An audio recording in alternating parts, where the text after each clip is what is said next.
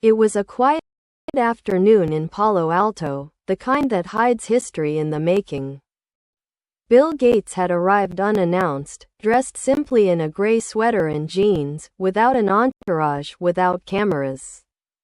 He didn't want attention, he wanted a conversation. A conversation with someone who, in many ways, reminded him of himself. Mark Zuckerberg was waiting inside the small meeting room at Meta headquarters, tapping his fingers on the table, a nervous habit he had never quite broken. When Bill entered, Mark stood up immediately, smiling in that half-shy, half-confident way he had. They shook hands, two men from different eras, yet mirrors of each other in ambition and restlessness. For a moment, they simply looked at one another, and both laughed, not because of anything funny, but because it was surreal to share the same air as someone who knew exactly what it meant to carry the weight of billions of lives on your shoulders.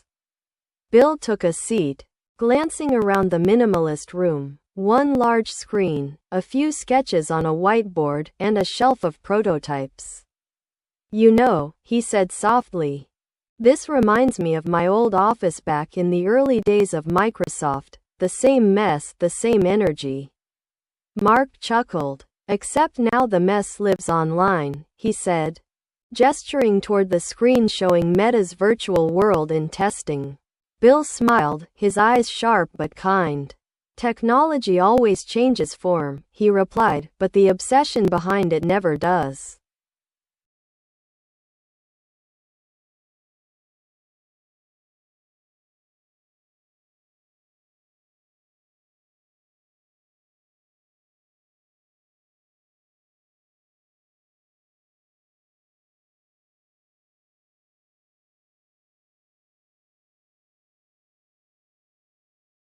The two of them began to talk, not as billionaires, not as CEOs, but as creators. They discussed how innovation had turned from a dream into a responsibility. Bill listened carefully as Mark spoke about the metaverse, artificial intelligence, and the dream of connecting people in ways never imagined before.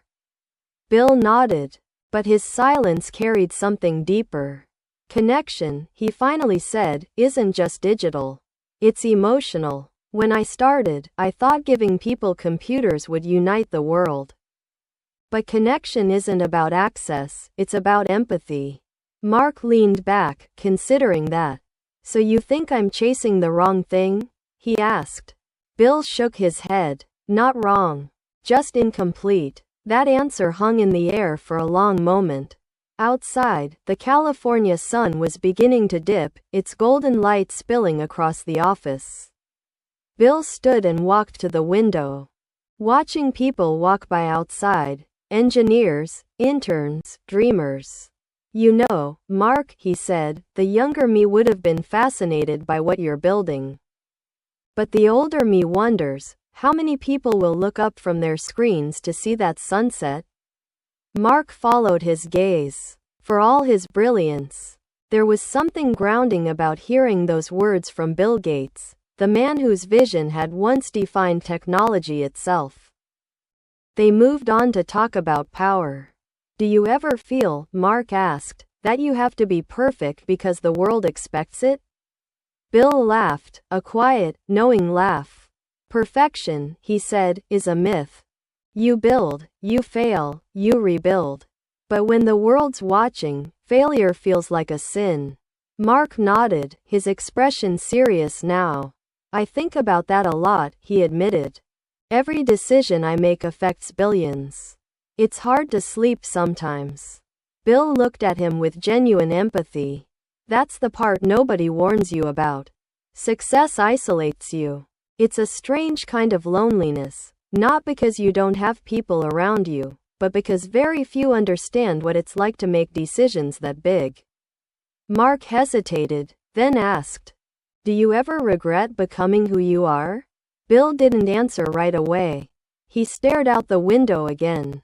"Sometimes," he said finally. "Not because of what I achieved, but because of what I lost while chasing it.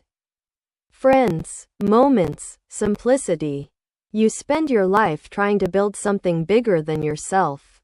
And one day you realize you built a wall too high to climb down from. Mark was silent, his mind running through his own sacrifices, the long nights, the headlines, the criticism, the distance from normal life. So what do you do when you realize that? He asked quietly. Bill turned back toward him, smiling gently. You stop trying to change the world and start trying to understand it. For the next hour, their conversation shifted between philosophy and technology, between humanity and ambition.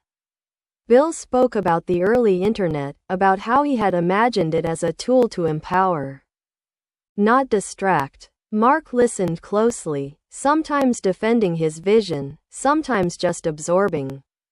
There was no argument, no ego, just two minds tracing the line between creation and consequence.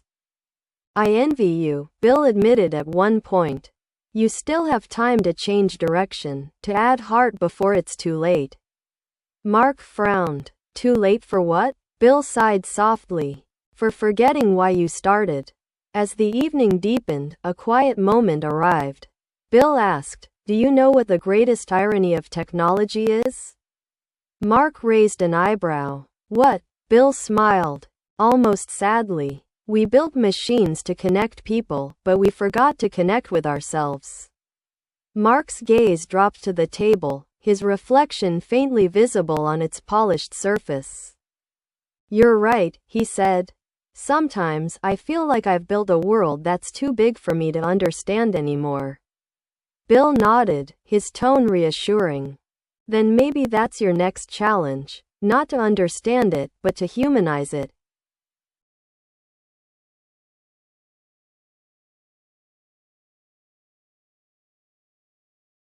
They talked until the office grew quiet and the city outside turned to silver under the moonlight. There was a stillness between them, not awkward but profound. Bill looked at Mark, this young man who had inherited the same restless drive he once carried, and he felt a kind of fatherly concern. Don't let the noise drown your purpose, he said softly. The world will always want more from you. Don't forget to keep something for yourself. Mark smiled faintly. Do you ever stop worrying about the world? He asked. Bill chuckled. No, he said. But I've learned to worry with gratitude. That's the difference age makes. Before leaving, Bill reached into his pocket and handed Mark a small note. It's something I wrote years ago, he said. Maybe it'll mean something to you. Mark unfolded it after Bill left. The note said, you can't program meaning into life, you have to live it. He stared at those words for a long time, feeling something shift inside him. Later that night, as Mark sat alone in his office, the lights dimmed and the screens around him glowing softly, he thought about everything Bill had said. He looked at the horizon beyond the glass, the endless city lights stretching like circuits of a giant machine. For the first time in years, he closed his laptop, turned off the lights, and just sat in silence. Somewhere, far away, another man, older, wiser, might have been doing the same.